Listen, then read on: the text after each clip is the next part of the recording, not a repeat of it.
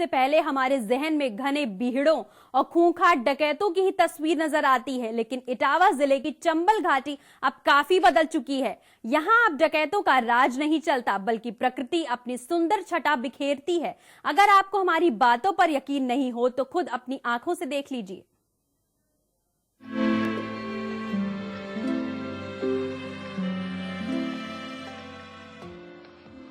तस्वीरें देखने के बाद आपको ये अंदाजा हो चुका होगा कि ये किसी खूबसूरत पर्यटन स्थल का नजारा है, लेकिन आपको ये जानकर हैरानी भी जरूर होगी कि इसी खूबसूरत नजारों के बीच कभी डाकुओं की बंदूकें गरजती थी।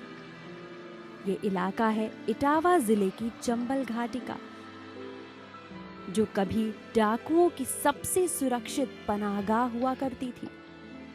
लेकिन अब ना तो यहाँ डकैत बचे और ना ही उनका नामो निशान। चंबल की घाटी को अब एक पर्यटन स्थल के तौर पर विकसित किया जा रहा है। पर्यावरण संस्था society for conservation of nature ने इटावा में 3 मोटर बोट्स को चंबल नदी में उतारा है। इस संस्था के महासचिव डॉक्टर राजीव चौहान ने अपनी देखरेख में तीनों मोटर बोट्स को सहसो, भरे और पंचनदा नदी में उतारा है। इन्हीं बोट्स के जरिए चंबल को देखने आने वाले सैलानी यहाँ के मनोरम दृश्यों का मजा ले सकेंगे। चंबल नदी में डॉल्फिन, मगरमच्छ, घड़ियाल और कई दुर्लभ प्रजाति के कछुए भी मौजूद हैं। इसके अलावा सर्दियों के मौसम में सैकड़ों की तादाद में प्रवासी पक्षियों की आवाजाही से चंबल को एक अरसे से गुलजार कर रही है। जो हमारे देश की सबसे साफ नदी है उनमें से एक है, और इसमें जो वाइल्ड लाइफ है, जो बायोडाइवर्सिटी है, वो अन्य नदियों में नहीं है।